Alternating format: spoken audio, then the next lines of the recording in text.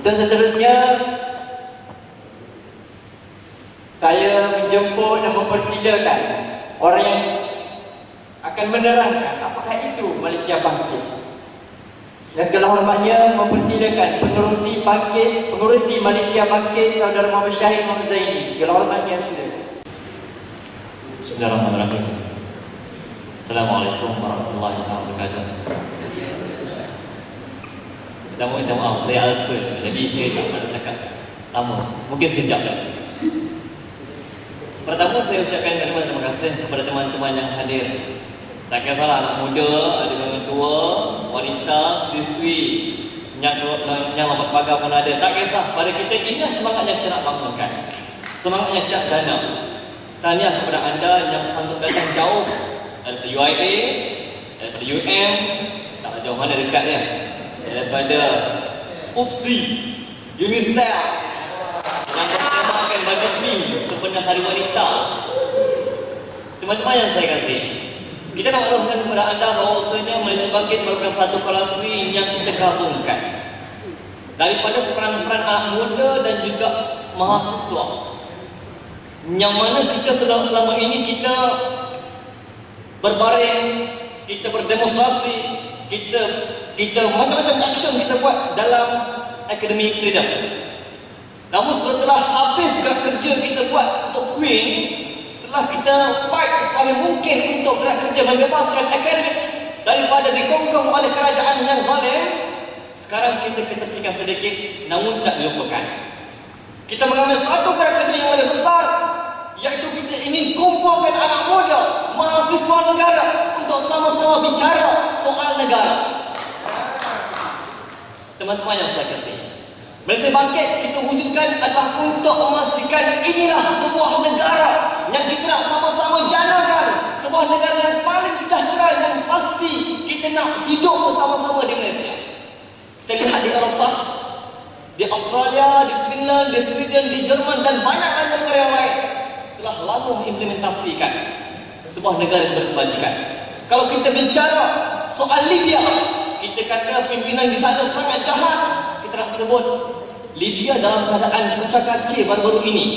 Mereka letakkan negara yang dipucuk, negara yang mampu untuk memberikan kesihatan percuma kepada rakyatnya. Di mana Malaysia? Bagaimana soal akademik, soal media, soal pengangkutan di Malaysia? Teruk. Kita bukan nak condemn, tapi kita nak katakan bahawa sepatutnya negara yang hebat itu mampu untuk memberikan perkara-perkara asas itu kepada rakyatnya. Bukan mengambil duit rakyat dan akhirnya menghentam, menzalimi, menyusahkan rakyat. Itu bukan sebuah negara yang baik. Memberikan wang RM100, memberikan wang RM500 supaya gula-gula dan memperbudakan rakyat, menyatakan bahawasanya negara kita bagus, negara kita hebat. Namun apa cerita sebenarnya? Apa cerita LC? Apa cerita banyak lagi perkara yang dibuat projek mereka, akhirnya yang menguntungkan mereka hanya orang di atas, tapi orang di bawah mati kelaparan. Kalau bicara soal Sabah, teman-teman, Datuk Seri Najib baru-baru ini pergi Sabah, dia sebut di Sabah, dia puji dia Sabah macam-macam. Lepas tu dia cerita yang Kelantan ni sebuah negara yang miskin. Dalam masa yang sama, maklumat yang dia bagi itu clash dengan maklumat yang dikeluarkan oleh Jabatan Perdana Menteri. Nampak sangat yang menunjukkan bahawasanya Perdana Menteri kita ni tidak ada maklumat yang betul-betul bagus. Sebab itulah saya nampak, ini pandangan saya, mengapa kita pernah menjemput beliau untuk berdebat dengan Datuk Seri Anwar Ibrahim, namun dia tidak terima. Pada kita, sebuah negara yang demokrasi, sebuah negara yang hebat, mampu untuk menampilkan pimpinan-pimpinan yang hebat, berdebat di atas pentas tanpa harus takut, berdebat dengan hujah. Kita inginkan pimpinan yang berani bercakap dengan hujah, bukan pimpinan yang berani bercakap dengan emosi. Teman-teman yang saya kasih, justru kita di bawah anak muda bersama dengan mahasiswa telah berbincang juga bersama-sama dengan NGO yang lain bahawasanya Malaysia Bangkit mesti diwujudkan demi untuk memastikan pimpinan-pimpinan negara yang akan datang dapat dibangunkan dengan baik. Dan sebenarnya harapan kita antaranya ialah negara yang bebas rasuah, negara yang mampu untuk memberikan pendidikan yang percuma kepada rakyat dia, negara yang mampu untuk memberikan sebuah kesihatan yang percuma kepada rakyat dia, pengangkutan yang murah dan juga cekap, berkaitan dengan perlembagaan negara yang mesti didaulatkan. Pada kita bukan perkara ini perlu diberikan semula kepada rakyat. Apa yang berlaku seandainya tak diberikan? Kita nampak, jikalau perkara ini berterusan, generasi akan datang akan terus dibebankan dengan cukai dan juga dengan banyak perkara yang lain. Kita tak mampu untuk melahirkan generasi yang hebat kerana adanya pimpinan-pimpinan yang korup, kerana ada pimpinan-pimpinan yang mampu untuk kaya tapi dalam masa yang sama rakyat menderita. Sebab itu teman-teman, saya kalau lihat soal mahasiswa, kalau bicara soal mahasiswa, saya merupakan YDP di UM dan telah bermantan.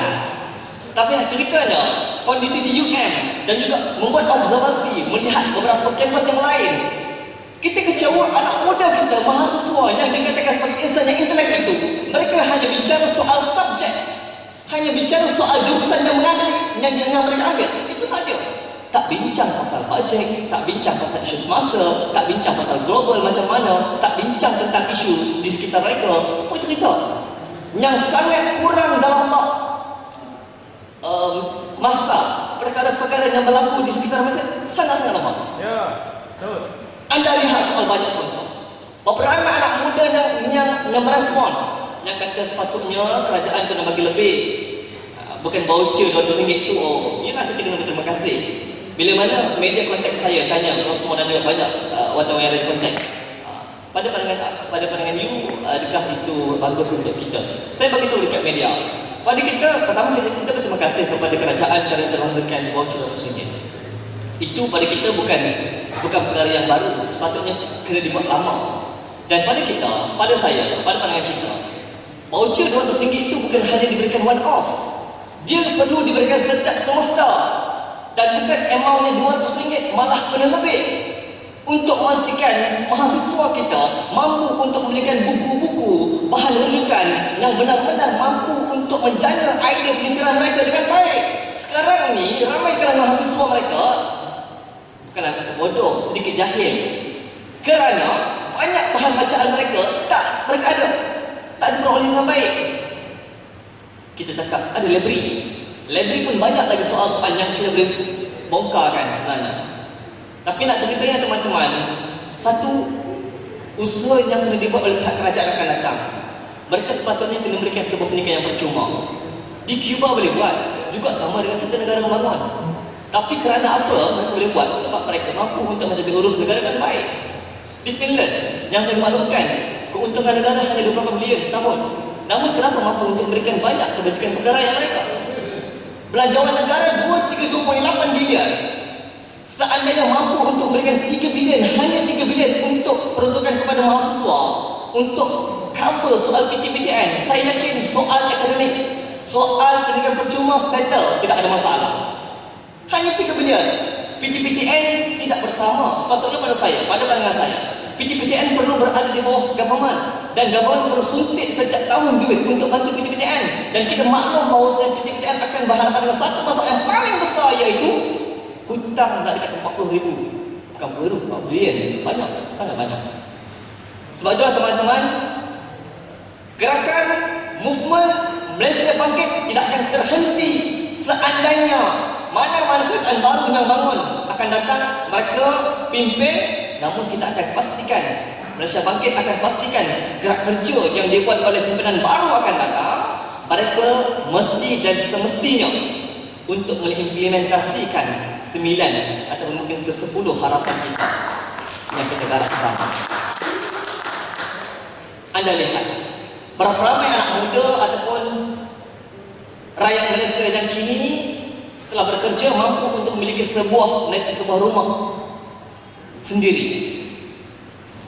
Sangat susah dengan gaji 2,000, 3,000, berhutang. Sangat ramai yang berhutang, terpaksa buat loan itu dan ini, suntikan tak diberi, pengangguran bertambah. Pada kita, kerajaan yang sejahtera itu ialah kerajaan yang mampu untuk memberikan kepada anak muda yang baru bergraduasi, baru melepasi alam kampus, keluar 9 bulan pertama kerajaan kena support seandainya mereka masih belum dapat kerja. Kena bagi duit allowance bulan-bulanan kepada mereka.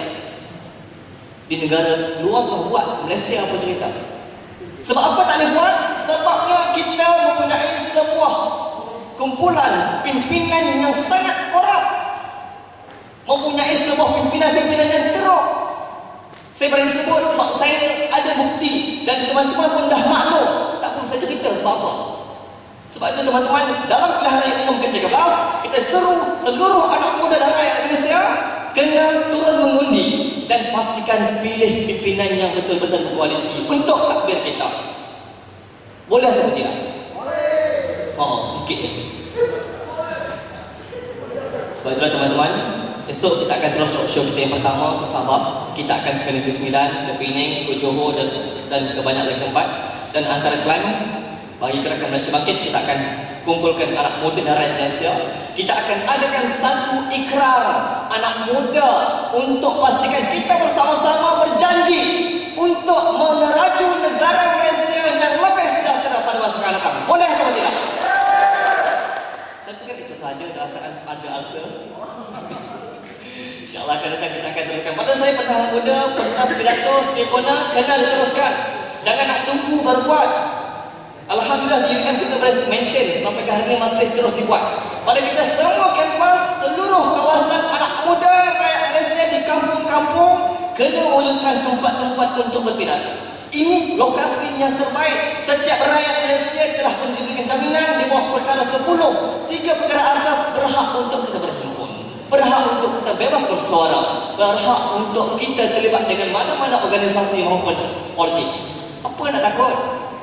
Kita takut sebab media kita melakukan benda-benda yang tak sepatutnya, akhirnya takut untuk turun padang, takut untuk berhimpun, takut untuk bercakap dengan hujah, berhimpun dengan sebab, terlibat dengan parti kerana ada sebab nakkan sebuah kerajaan yang bagus. Semuanya bersebab. Saya fikir itu saja teman-teman. InsyaAllah ada lagi jumpa lagi. Aku lakukan hadza wa astaghfirullah alaihi wa sallam. Sekian. Assalamualaikum warahmatullahi wabarakatuh. Terima kasih kepada saudara Syahid Menerusi Malaysia Bangkit.